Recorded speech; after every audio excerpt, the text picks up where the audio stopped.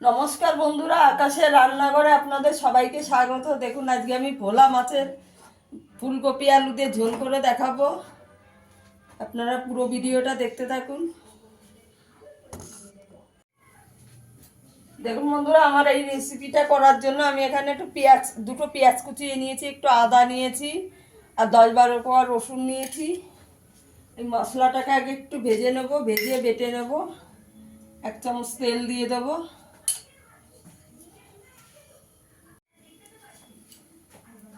পেঁয়াজটাকে দিয়ে দেবো, পেঁয়াজ রসুন আদাটাকে দিয়ে দেবো, দিয়ে এগুলোকে একটু ভেজে নেব।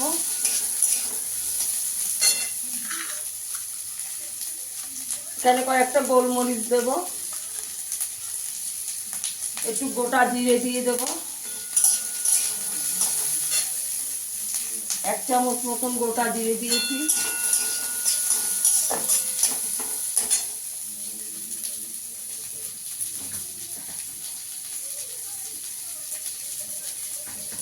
কয়েকটা কাঁচা লঙ্কা দিয়ে দেবো।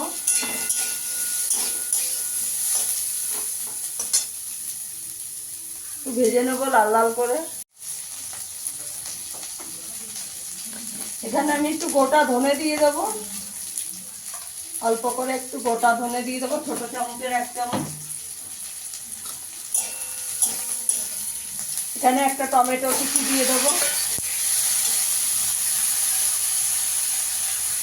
একটু ধনে পাতা দিয়ে দেবো,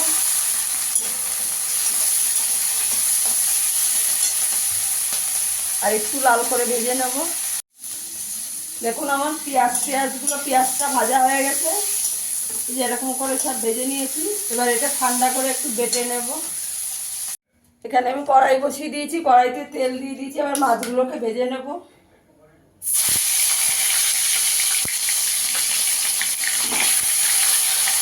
তেলটাকে ভালো করে গরম করে নিতে, নাহলে মাছগুলো ভেজে যাবে।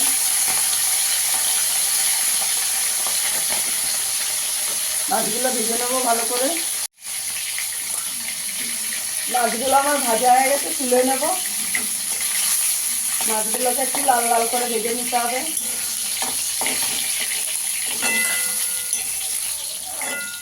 লাল লাল করে ভেজে নিয়েছি মাছগুলো। বাকি মাছগুলো দেখুন, মাছগুলো আমার ভাজা হয়ে গেছে। এবার আলুটাকে ভেজে নেব। আলুটাকে দিয়ে একটু লাল করে ভেজে নেব।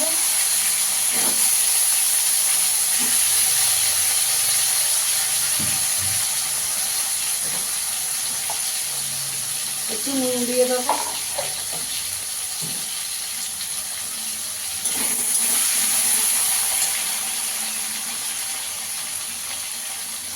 একটু হলুদ দিয়ে দেবো, দিয়ে আলুগুলোকে ভালো করে ভেজে নেবো। আলুটা আমার ভাজা হয়ে গেছে, তুলে নিয়েছি। এই তেলে ফুলকপিটাকে ভেজে নেব।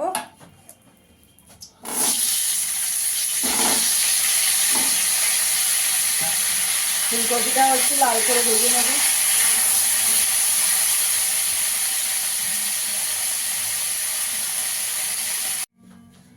দেখুন, আমার ফুলকপিটাও ভাজা হয়ে গেছে। আর 2 চামচ তেল দিয়ে দিয়েছি। এবার এলাচ, দারচিনি আর জিরে ফোড়ন দিয়ে দেবো।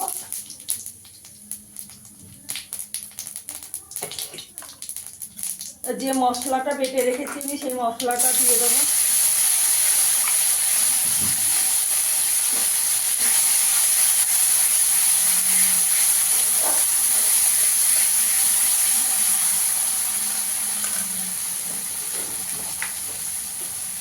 পরিমাণ মতো নুন দিয়ে দেবো। আপনারা এরকম ভোলা মাছের ঝোল ফুলকপি আলুতে এরকম না করে থাকলে একদিন করে দেখবেন, দারুণ লাগে। হলুদ দিয়ে দেবো।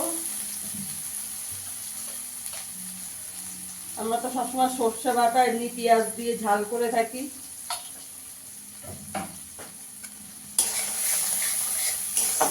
আর একটু ভালো করে কষিয়ে নেব।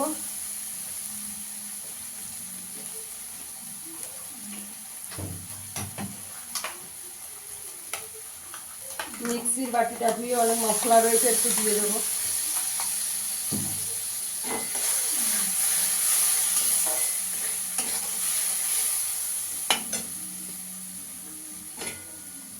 মশলাটা ভালো ভালো করে ভাজা আছে, কষাতে হবে না। এবার ফুলকপি আর আলুটা দিয়ে দেবো।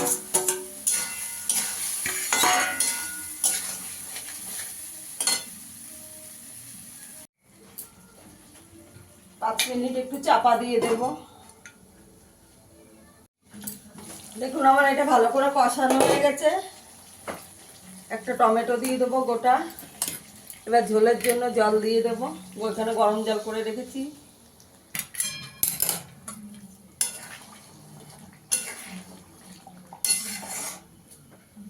এবার মাছগুলো দিয়ে দেবো।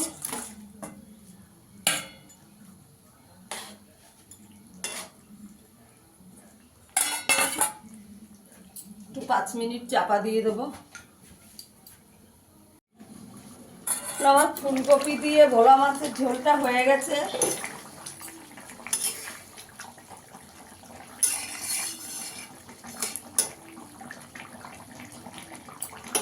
পাঁচ মিনিট চাপা দিয়ে রাখবো। দেখুন বন্ধুরা, আমার ফুলকপি আলু দিয়ে ভোলা মাছের ঝোলটা হয়ে গেছে।